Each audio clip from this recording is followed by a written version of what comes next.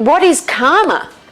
First of all, karma of the world is everybody's karma. It's the Maya. It is the collective consciousness, which is unconscious, of every person who is unawakened, who's ever been on this planet. Thoughts rolling around. You go down rabbit holes, you think it's all your own thoughts. I mean, when I first heard my teacher say,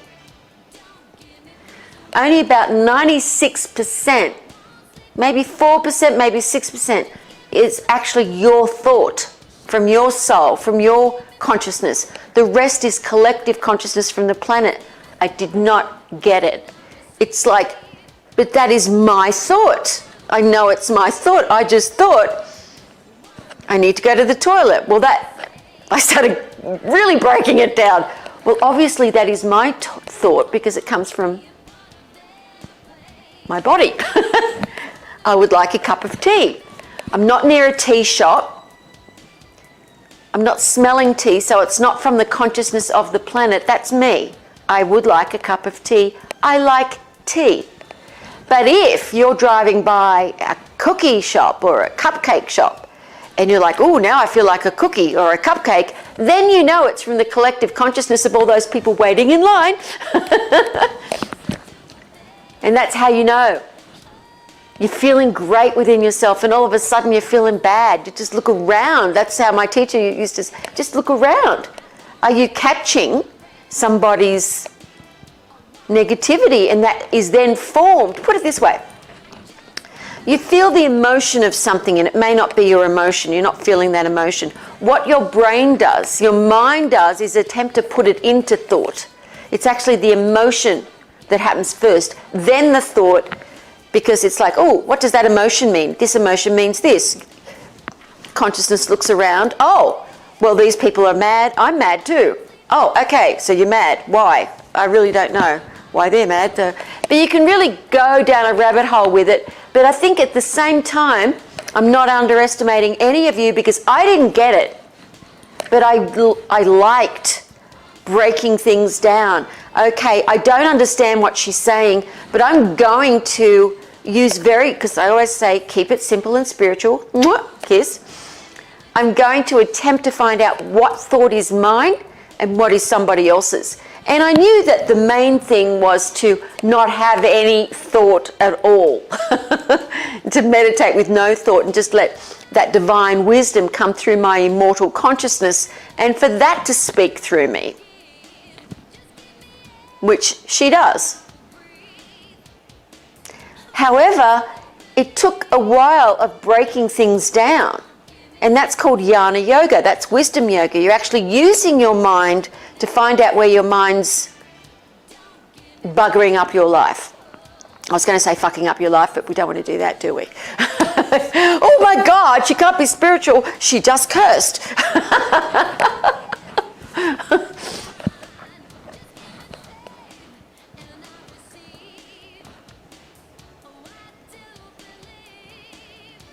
So, karma is the collective consciousness of every single person's thoughts that they're emotionalized. Because that's a paradigm as well. We talk about you want a new paradigm. There's something that has been created and patterned in your life that has become a habit, that has become something that has become part of you, and yet it is not you. It is not your truth. And what happens is, let's just look at one life, let alone karmically all the lives that you've had. Whether you believe it or not, it doesn't matter. We're not underestimating your consciousness, and neither are you. So do yourself a favor and say, I don't believe in that. And don't go, I don't believe in it. Just be open and receptive. Don't block the light from coming to you, from you being, oh, don't believe in that. Another thing that can block it is when you say, but I already know that. I know it. I know it. She's just talking about shit I already know about.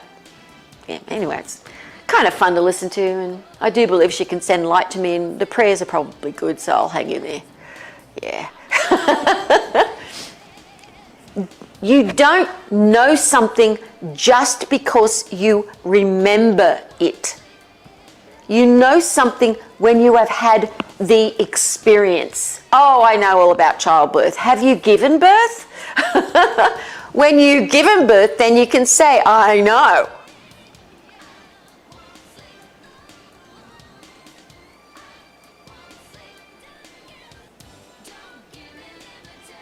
We know when we know.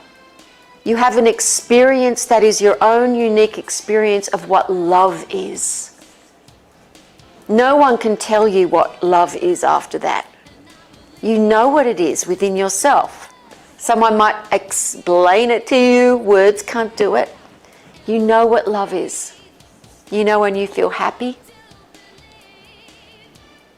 You know all of those things. So let's not judge even ourselves. When you say, oh, I know it, let's always have a beginner's mind. That is the way we grow.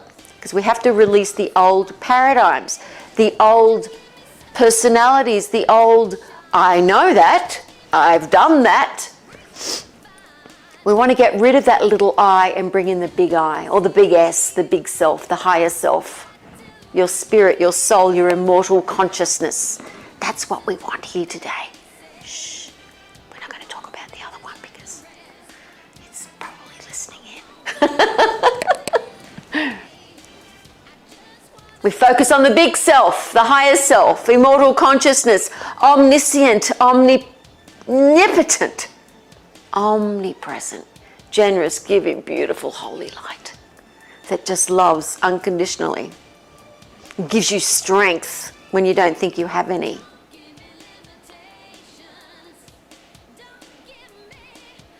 There's something in the Bible that says, I do not need to be strong. Christ within is what strengthens me. Christ is my strength. Don't quote me exactly, but I loved that. It's like, so God, soul, divine, whatever you want to call it, Christ conscious, that is my strength. I'm going to have faith in that. I'm going to take action knowing that God is my strength. And that once I do the thing, that old paradigm where I couldn't do the thing dissolves. As soon as we have grown enough in strength of character, of spirit, of courage, and we do something that our old self, our old paradigm kept telling us we couldn't do, don't do it, stay here, it's safe, you're safe. We don't grow. In actual fact, we go backwards. You never stay stagnant. It's energy. And going backwards means you're oscillating at a slower frequency and you are not going to start resonating with the things you want to attract into your life or the person you want to become that you know is in there. It's in there. It's always been in there. And you just sometimes feel like there's just this one little hair. Oh, I know it's in there. How do I just snap that? You just do a few changes. You showed up today, everyone. Everyone. Audience, cats. Yay! Woo-hoo-hoo-hoo! You showed up today. Or you're watching the replay. Good on you as well. Maybe just one clap for that. No, they were busy. It's fine. You do something that other people are not doing. You do something that you know is going to improve yourself. I don't care if you are doing it because you think it's for a selfish reason. If it's going to improve your life, it's not selfish. It is your God-given right, because God lives within you, for you to improve yourself. That improves the world. Change comes from within. It starts there. Put the oxygen mask on yourself first before the child. We've got to think of ourselves as children that have got to reinvent themselves, relearn, as a beginner's mind, all the crap that they've been taught that has been digested into them. So, I love this one. Bob Proctor used to always use this one. I love it. He, would say, don't run, you'll fall, to little children. Of course they're going to fall. That's how they learn. And you're actually saying to the kid, you're affirming that they're going to fall. So of course they're going to fall. And you're so worried they're going to fall. Everyone's worried about, oh my God, they could fall. They will fall. They're kids. scrape their knee. Who doesn't get their knee? Oh my God, I scraped my knees so many times as a little kid. You don't worry about it. You get up again. You're a kid. Maybe a little bit of and then it's okay. You're off playing again. And I love this one.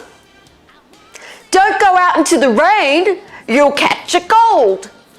So that means, therefore, that every time you have a shower, you catch a cold? I mean, it's just absurd.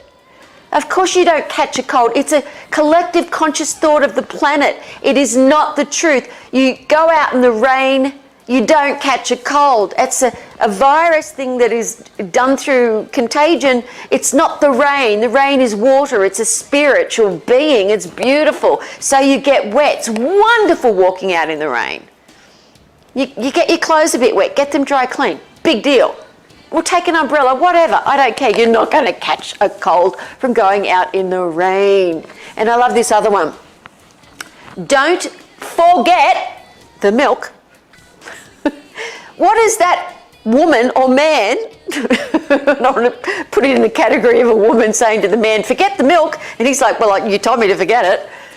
You always say, remember this. Don't say, forget.